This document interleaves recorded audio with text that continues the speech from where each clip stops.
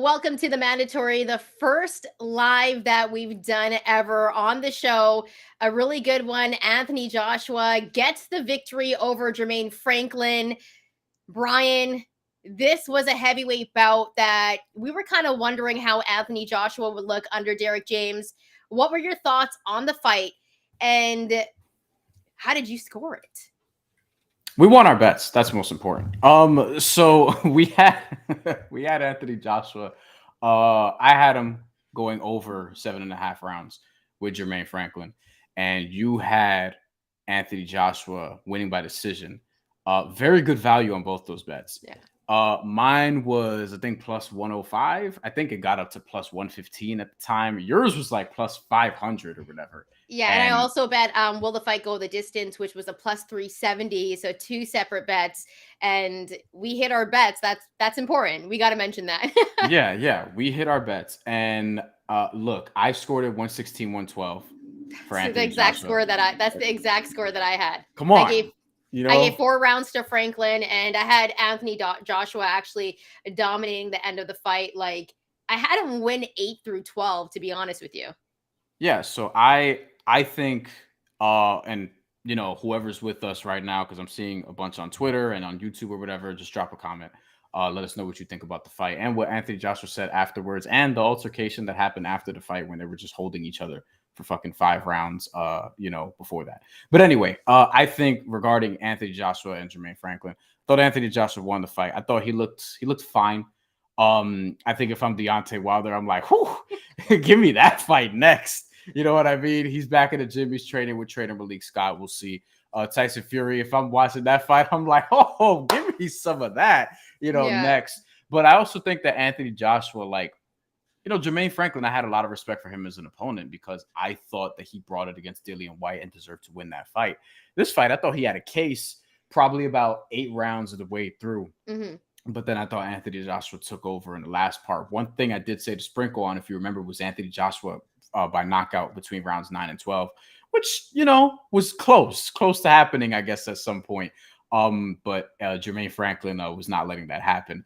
And, for me, overall, what would you call it? A C plus level, maybe, performance from Anthony Joshua. He still got tagged a lot, had a bloody nose in round 2. His trunks were all red, a little bit white and red. Thought it was tie-dye or something like that.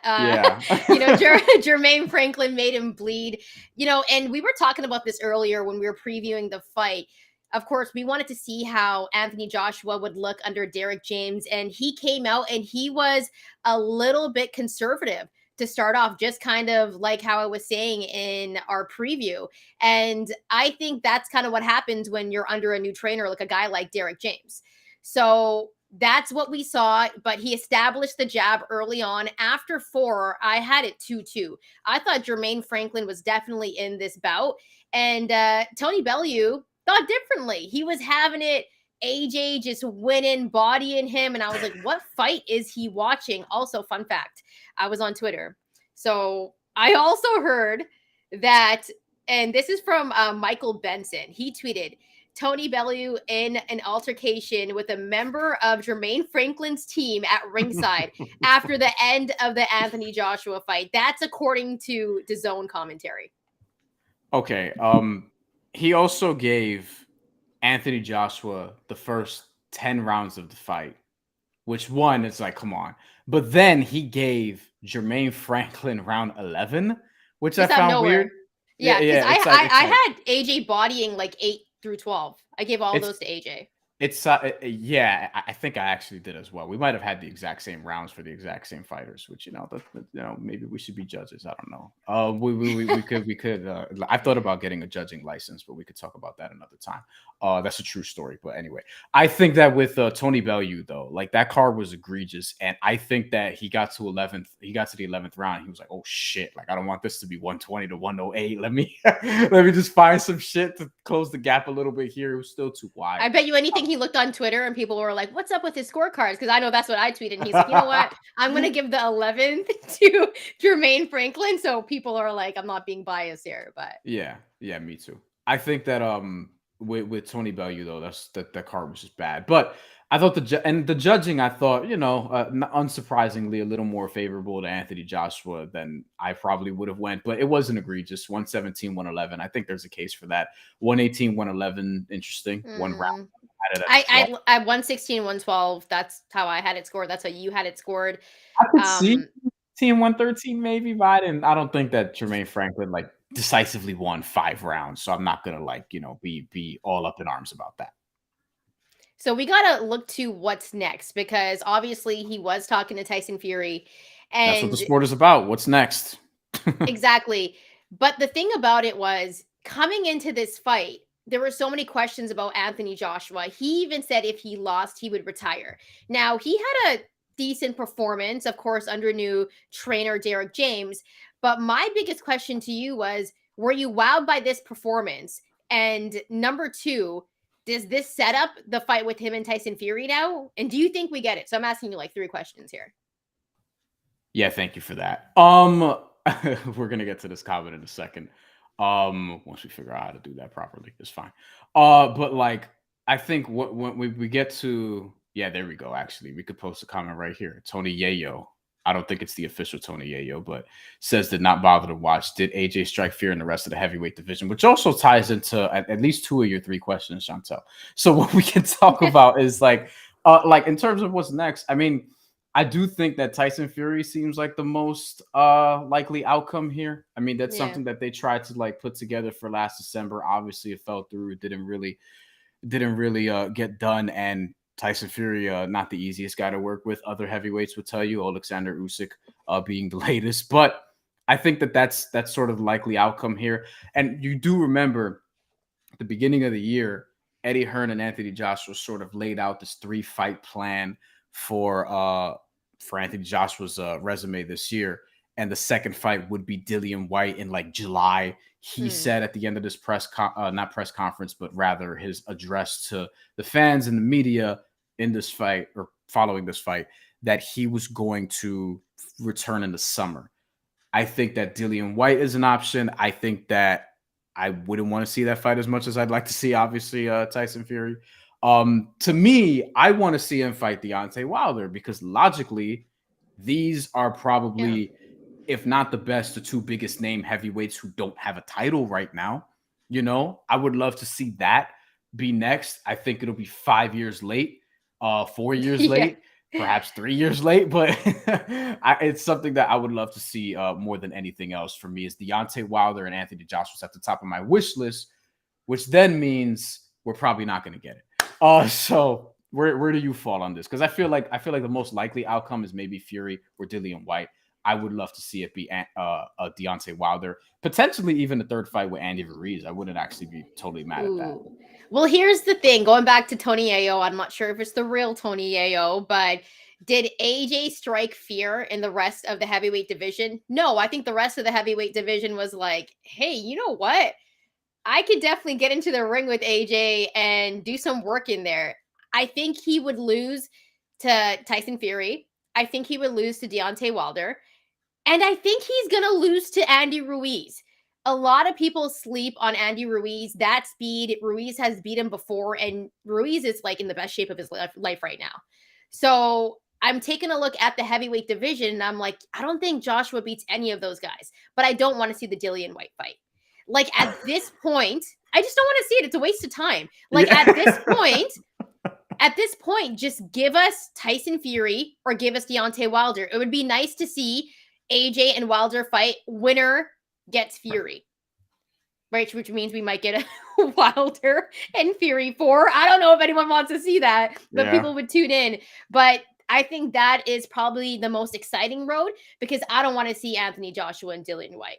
It would be a waste of my time.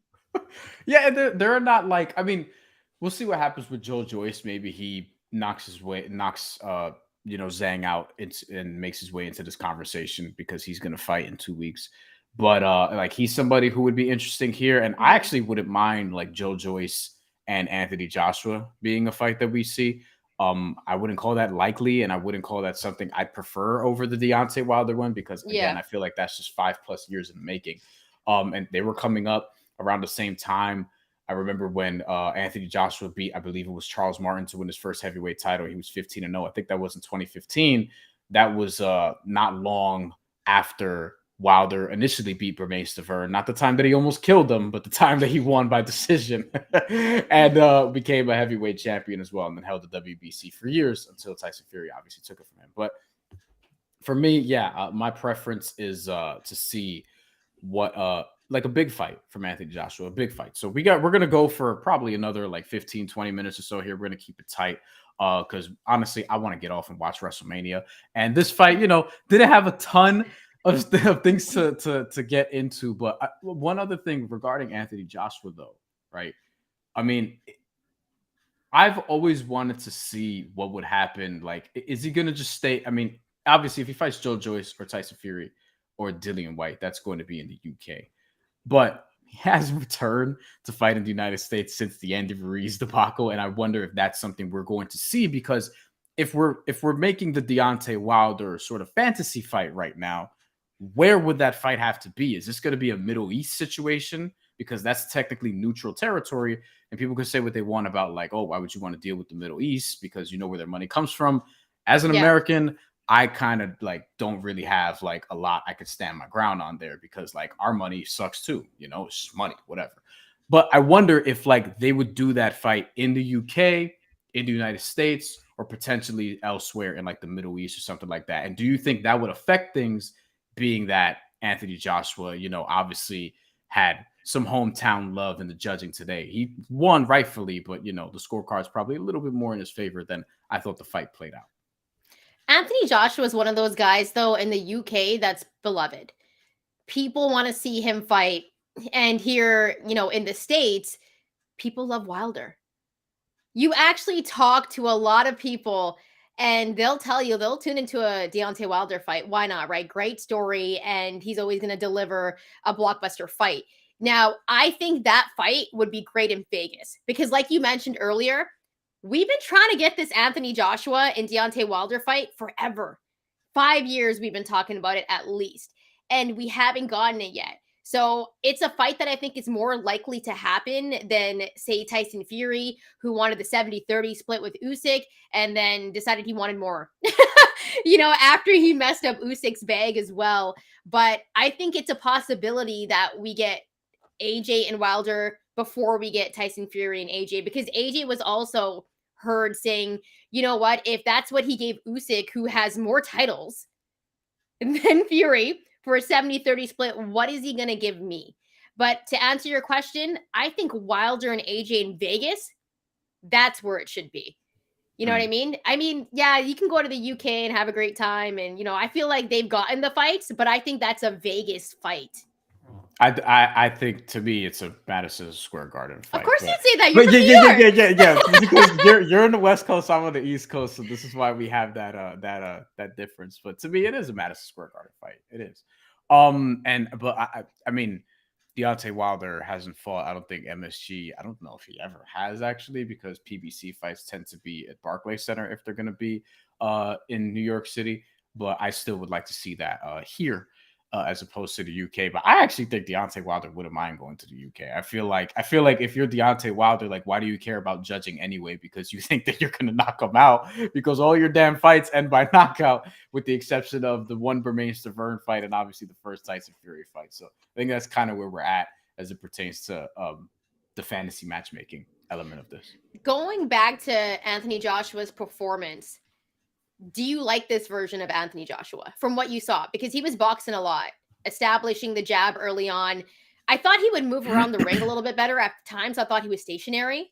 Yeah. But this was a different Anthony Joshua. And the one thing that I always said was, early on, Anthony Joshua, heavy hands. He was throwing heavy punches all the time, right? And we were seeing a lot of those AJ knockouts. And then after Andy Ruiz, he got really cautious, started to box a little bit more. I don't believe he had like the right people training him. I'm glad he's with Derek James, but I wish he could put it all together. You know what I mean? Like, I think today, if we would have seen Anthony Joshua also drop Jermaine Franklin, I think we would have been like, yo, okay, he had a really good performance. I'm impressed. I like what I see from Derek James. But he didn't drop Jermaine Franklin, and he didn't get the knockout. So he got a decision victory against a guy that he was a huge favorite over. And to me, that's a little bit disappointing. And maybe I'm playing a little bit of devil's advocate here, but I don't think that's a fight where I'm like, whoa, like AJ kind of blew me away there. It's just not that. And so that's why I think going back to, Yayo's comments, he didn't strike fear in anyone in the heavyweight division. It was kind of a performance, like I wouldn't go back and watch that fight unless I had to. No, it's I probably will before his next fight, right? Just to remind myself how this looked, do some studying, whatever the case may be, like what really happened. But I'm not gonna do it out of enjoyment, right? It'll just be like work. I'm not gonna go back. So yeah, you're not gonna enjoy this fight, is what you're saying. I'm not gonna do it from the standpoint of like just like Ruslan Provodnikov and Timothy Bradley almost killing each other. Like that's a fight I'll go and watch for fun because that was ridiculous. I think that as it pertains to this fight, though, I think and whether or not he strikes fear in anybody, I think with Anthony Joshua, again, if you're another heavyweight and you're watching that fight, you're sort of salivating at this opportunity, right? And we have a comment from Astros Outlook. I know who that is. AJ seemed tense at first. We appreciate you, Astrid. It's true. He did. He seemed a little bit nervous. And you totally look at AJ, like the energy was different. The vibe was a little bit different heading into this one. And you could tell that he had pressure on him. Like just looking at him, he totally had pressure on him in his fight. And we talked about the pressure going into this fight, how he had to have a really good performance. And I think we were left watching this fight being like, there's better fighters in the heavyweight division at this point in AJ's career. And I think because of that, he did some things today you can get away with against a Jermaine Franklin, that Deontay Wilder or Tyson Fury, and if, to your point, perhaps even Andy Ruiz, because he did before, will make you pay for. You know what I mean? Like, I wonder who's going to be next, because like I think the top flight heavyweights, and this, we talked about this earlier today. There's a video we hopped on a New York Post segment, and from New York Post SNY, we talked about just sizing up this fight and what, where Anthony Joshua's sort of career stands if and when he would get the victory, which he did. And one of the things we talked about, which we kind of disagreed on, is could he become a top heavyweight again? You feel like, not that he definitely will, but that he has the tools to do it. And for me, it's like he's always had the tools to do it and hasn't quite put it all together. And I don't feel like, I think at 33 years old, that it's suddenly going to happen at this point, Now, when we answered that question, I don't think he's going to be the top heavyweight in the division. Right. But I think top 5. Like, he's always going to bring those numbers in. He's always going to be able. They just sold out that arena. They sold out the arena for Anthony Joshua. That can't be taken lightly. You got to win. And he won. No, but I mean against, like, not just Jermaine Franklin types. You know what I mean? I think... yeah. He has to have a big win against a big name as well in that top 5 heavyweight. So I want to ask you, actually, if you had to rank your top 5 heavyweights right now, how are you going to rank them and go from your top 1 to 5? Tyson Fury's number 1. Right now, Alexander Usyk is number 2. Deontay Wilder's number 3. And then from there, I have to think, right? Like from there, I have to think. I think this is where you can make a case for Anthony Joshua being next. Joe Joyce, I feel like you want to see him prove a bit more, but he's in that mix on that trajectory. There's a body of work conversation you could have with Andy Ruiz Jr., who does have a couple big wins. He got dropped a couple times against Luis Ortiz last year. But he got the victory. Luis Ortiz still got power in his hands. You know what I'm saying? And he was still able to get the victory. So if I had to rank it, I'm going to go with Alexander Usyk, number 1. He's got more titles. I'm going with Tyson Fury next. Going with Deontay Wilder at number 3.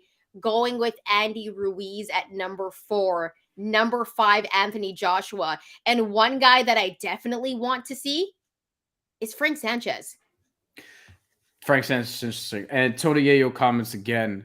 And this is probably, he had Joe Joyce 4, Luis Ortiz 5. I think Ortiz top 10 for me, sure. Yeah. I think Anthony Joshua makes this top 5. I think Joe Joyce is probably the other one. I might go AJ 4 and Joyce right after, just because of a body of work type of thing. I think Andy Ruiz is sort of OLI outside looking in.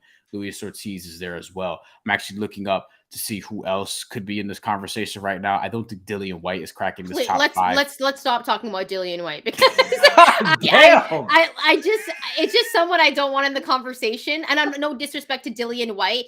I am a fan of his, but in this conversation, like there is talk that he would fight White next, and it's just not a fight I want to see. Yeah, and Because then after that, you're just grasping for straws. It's like exactly. Joseph Parker, Daniel Dubois. Like you're not really getting there. So, but to me, definitively, we know who the top two is: Tyson Fury, Alexander Usyk. You can flip flop the order if you want, but I would put Tyson Fury first because body of work at the heavyweight division, beating Deontay Wilder twice and some would say 3 times. Deontay Wilder for me is the easy number 3, and then from there it becomes a discussion. And I don't think to bring it back around to Anthony Joshua that he cemented himself as like next after the top 2 heavyweights in the world. Like you don't watch this fight and you're like, oh, he beats Deontay Wilder if they fought. Which is something I think a lot of people were saying once upon a time in like 2018, basically before the Andy Ruiz knockout in 2019. Yeah, and they were also saying at one point that he could possibly beat Tyson Fury. And so the only reason why I have Usyk ahead of Fury is because he's got more titles. And at the same time, he cleaned out the cruiserweight division. Got 2 convincing wins against Anthony Joshua, where Anthony Joshua looked lost in those fights. Except for the second one, he fought a little bit better, but Usyk still got the victory. So I'm like, man, he made Anthony Joshua look like that. And when we do drop a pound for pound list, by the way, if you're watching this, make sure to drop your top 5 in the heavyweight division as well. Let us know who you think. Also, let us know your comments and let us know what you thought about the fight. But I just think it's one of those situations, Bryan, where we're taking a look at the top heavyweights after this performance and thinking, I don't know how well Anthony Joshua would stack up at this point in his career against a guy like Tyson Fury, who's going to play the social media games. Who knows if they're ever going to get into the ring anytime soon. And then the Deontay Wilder fight, a fight we've been waiting for forever. So yeah, you know what? Unfortunately, I do think it's possible that we get him and Dillian White, a fight I don't want to see. Would you want to see that fight? Be real. I'll watch it begrudgingly, but I'm not gonna like do a watch party during the fight or a post-fight show after. Like you can kiss my ass with that. You know what? The more that I think about it, I think a trilogy fight with Andy Ruiz makes a lot of sense. Because as you remember, prove that the first one wasn't a fluke again. because as Andy Ruiz will be in better shape also. Oh, okay. I like this top 5 as well. Tamir Black, shout out to you. Usyk, Fury, Wilder, Joshua, Big Baby. Ooh. Jared Henderson. Okay. He's got a lot to prove still, though. Like resume, I think comes into I think play. He can get there in a year. You know, like he's not the way far they're pushing off. him. Like I think he's closer to top 10 than top 5. Because like you want to see him do more, but he's absolutely on the trajectory. He's kind of like right on Joe Joyce's heels, maybe. To if you want to compare him to somebody, that's a fight I would love to see. And if you actually want to check out an interview as well from Richard Torres, who said that he would like to fight Joe Joyce as well. It's on our YouTube page. Go check it out. I think that's also a guy, Richard Torres, who's going to be a name in this heavyweight division. And you're not saying that just because we interviewed him, right? Yeah, no, not at all. Because like I'm going to be real with you. By the way, great kid. But I'm going to be real with you. I think at one point, and like they talked about this, Jared Anderson, Richard Torres, really good friends. We're going to see them fight each other, and I kind of give the edge to Torres. I know we haven't seen too much of him, but I give the edge to Torres from what I've seen. Really like the kid. I real quick, just a couple minutes on this before we wrap. We'll bring it back to Joshua before we like wrap, but just real quick because we're approaching that 30-minute mark and we don't want to go too long here. I mean, come on. But with Jermaine Franklin, I wonder what's next. And the reason why I pull up Tony Yayo's comment saying Franklin is probably a future Big Baby opponent, I do wonder. Like he fought a good fight against Dillian White, a fight that I thought he should have won. And then with Anthony Joshua, I feel like he started well, faded late. I don't think that he's going to land like a heavyweight title shot or anything like that at some point right now. But I do wonder, like, he's probably going to be somebody else's opponent next. Or maybe he just beats a journeyman and then finds himself in another one of these situations.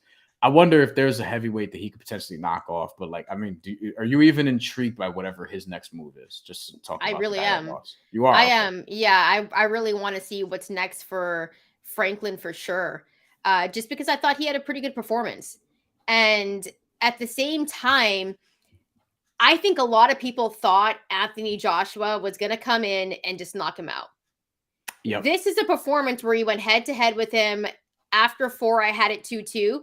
AJ ran away with After it for 6, me. we had it 3-3. You Yeah. win. And like from 8 to 12, AJ dominated. But this was a fight for Jermaine Franklin where you look at his body of work, the Dillian White fight, that could have gone either way. I actually thought that Jermaine Franklin won that fight.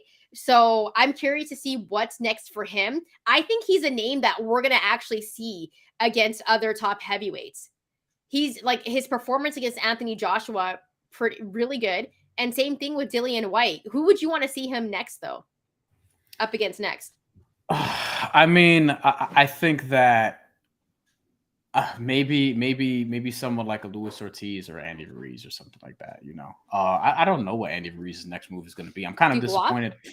But I'm kind of disappointed we're not getting Deontay Wilder versus Andy Ruiz because like you think that. And we learned later there were some complications with the PBC piece of it, right? But you figure that with them being PBC heavyweights, that this would have actually happened, but that's not going to be the case. But I would still like to see what's going to be next for Andy Ruiz because I think he's somebody in this top 5 heavyweight discussion that we could be talking about.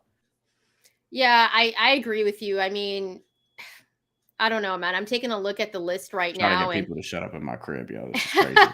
it's all good. But maybe Jermaine Franklin is a guy that, you know, we're gonna see possibly Deontay Wilder face.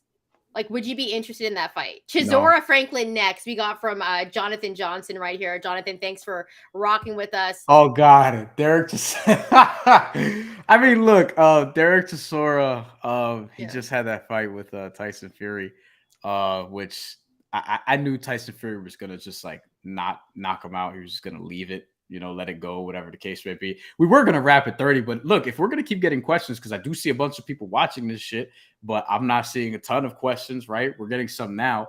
If y'all want to keep us here a little bit longer, just start asking some shit.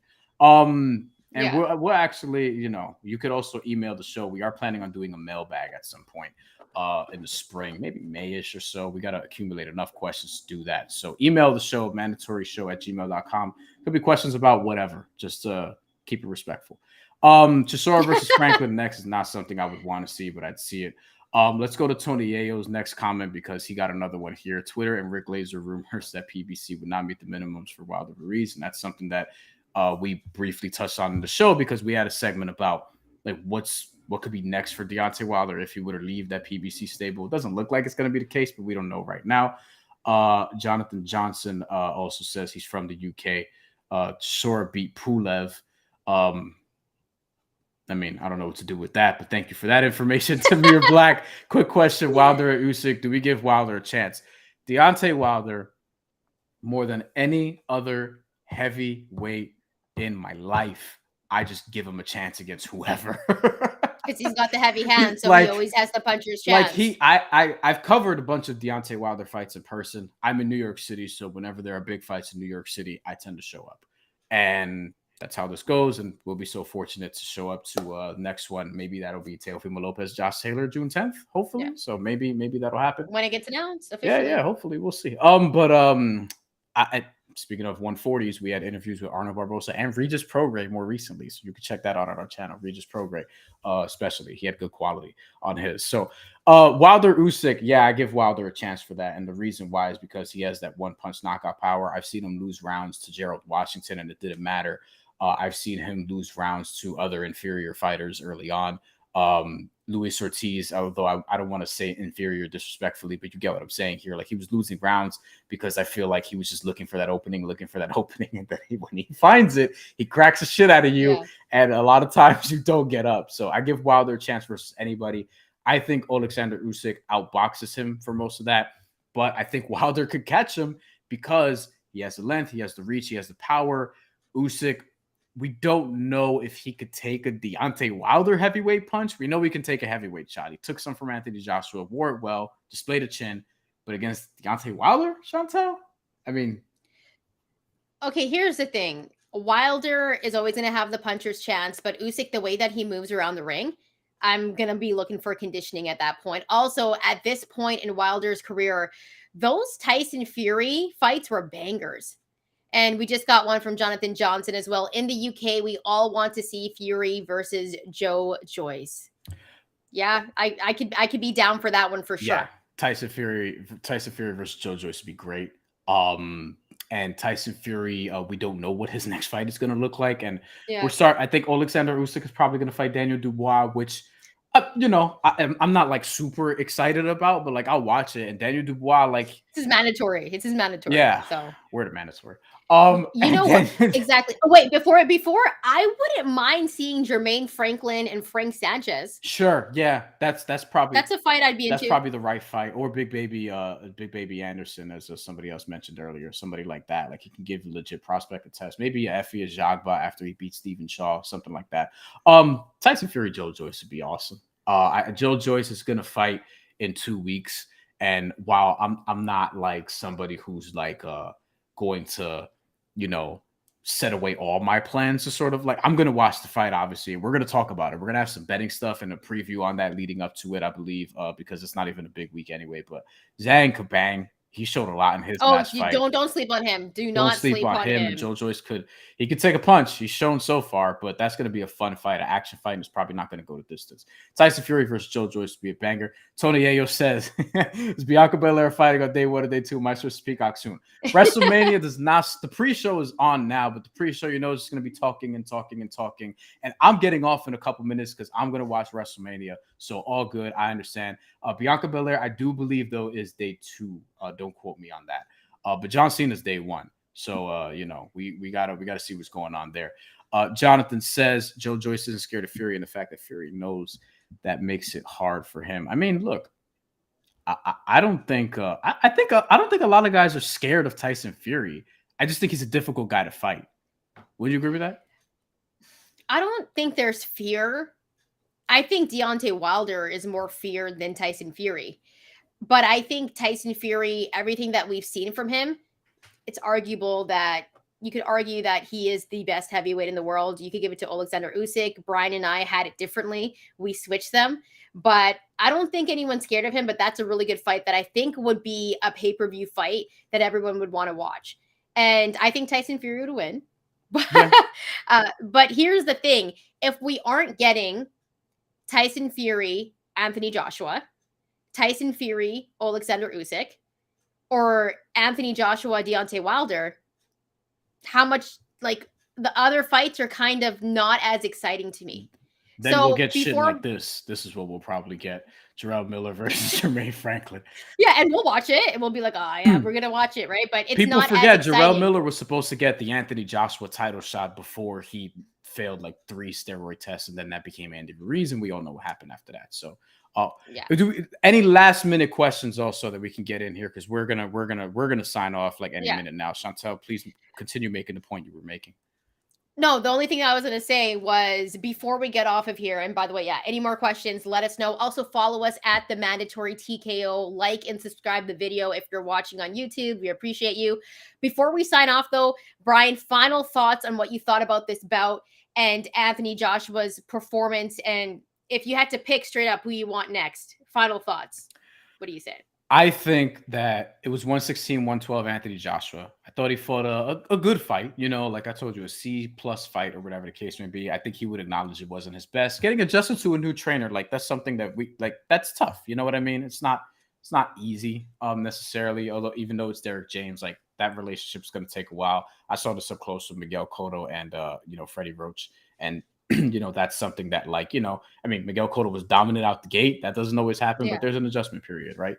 And I think that with this fight, for me and who I would want to see next for Anthony Joshua, the wish list is Deontay Wilder and Anthony Joshua, and it has been since 2018 at least. So I just want to see that. I don't think we're going to get it. Promotional bullshit, whatever. I would love to, though, because look, Showtime and DAZN have come together to make Gervonta Davis versus Ryan Garcia There's hope. arguably the fight of the year this year on paper in terms of excitement and things of that nature and what it can perform. We're gonna have a lot of shit. We have a lot of shit on our page. I was at the press conference. We have a lot of shit, Tank Ryan stuff on our YouTube channel right now, but we're gonna have a lot more breaking down that fight coming up.